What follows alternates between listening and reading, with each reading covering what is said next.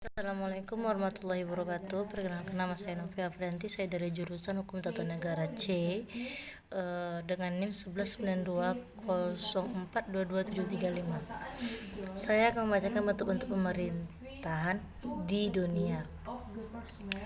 Yang pertama, anarki. Anarkisme mengacu pada ketiadaan pemerintahan untuk kondisi di mana suatu bangsa atau negara beroperasi tanpa badan pemerintahan terpusat. Ini menunjukkan tidak adanya utilitas atau layanan publik, kurangannya kontrol regulasi, hubungan diplomatik yang terbatas dengan negara-negara lain. Dan dalam kebanyakan kasus, masyarakat dibagian menjadi pemukiman yang berbeda dan pemerintahan secara lokal atau wilayah kekuasaannya. Yang dua, aristokrasi. Aristokrasi mengacu pada suatu bentuk pemerintahan di mana bangsawan kaya diberi kekuasaan atas mereka yang berada di tatra sosial ekonomi yang lebih rendah. Posisi kepemimpinan diserahkan kepada orang-orang dari kelas penguasa elit status yang biasanya turun-temurun. Dan ketiga, birokrasi. Birokrasi mengacu pada bentuk pemerintahan di mana pejabat pemerintahan yang ditunjuk tanpa pemilu menjalankan tanggung jawab publik sebagaimana dideke oleh kelompok pembuat kebijakan administratif. 4. Kapitalisme. Kapitalisme mengacu pada suatu bentuk ekonomi di mana produksi didorong oleh kepemilikan pribadi. Kapitalisme mempromosikan gagasan persaingan terbuka dan luas dari keyakinan bahwa ekonomi pasar bebas yang dengan kontrol regulasi terbebas adalah bentuk paling efisien dari organisasi ekonomi. 5. Kolonialisme. Kolonialisme adalah bentuk pemerintahan di mana suatu negara akan berusaha untuk memperluas kedaulatannya atas wilayah lain. Dalam istilah praktik, kolonialisme melibatkan perluasan kekuasaan suatu negara di luar perbatasannya. 6. Komunisme. Dalam bentuknya yang paling murni, komunisme mengacu pada gagasan tentang kepemilikan bersama atas publik atas ekonomi, termasuk infrastruktur, utilitas, dan alat-alat produksi. Menunjukkan tidak adanya perpecahan kelas yang secara inseren masyarakatnya subris kelas penguasa oleh kelas pekerja. 7. Demokrasi. Demokrasi mengacu pada suatu bentuk pemerintahan di mana rakyat diberikan peran langsung dalam memilih kepemimpinan mereka.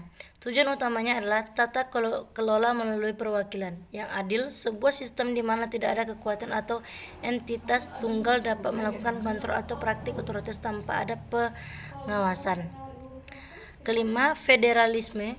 Federalisme adalah bentuk pemerintahan yang menggabungkan dan membagi kekuasaan antara otoritas federal yang tersentralisasi dan berbagai otoritas regional dan lokal. Provinsi adalah pemerintahan sendiri dan terikat pada otoritas struktur pemerintah yang luas dan menyatukan. Feudalisme. Feudalisme adalah struktur sosial yang berputar di seputaran kepemilikan tanah, kemuliaan, dan kewajiban militer. Kleptokrasi. Kleptokrasi adalah suatu bentuk pemerintahan di mana partai yang berkuasa telah berkuasa, mempertahankan kekuasaan atau keduanya melalui korupsi dan pencurian. Ini bukan suatu bentuk pemerintahan yang akan diterapkan oleh suatu kelas yang berkuasa, tetapi sebuah istilah yang merendahkan yang digunakan untuk menggambarkan suatu kelompok yang kekuatannya terletak pada dasar penggelapan, penyelewengan dana, dan transfer sejumlah besar kekayaan dari publik kepada pribadi. Meritokrasi. Meritokrasi mengacu pada suatu sistem politik di mana otoritas diberikan kepada mereka yang telah menunjukkan jasa yang dianggap berkaitan dengan pemerintahan atau administrasi publik. Kediktatoran militer. Kediktatoran adalah negara yang diperintahkan dengan kekuasaan absolut tanpa adanya proses demokrasi dan biasanya di bawah kekuasaan figur otoritas tunggal. Monarki mengacu pada suatu bentuk aturan di mana kekuasaan otoritas absolut dipegang oleh suatu anggota garis keturunan kerajaan.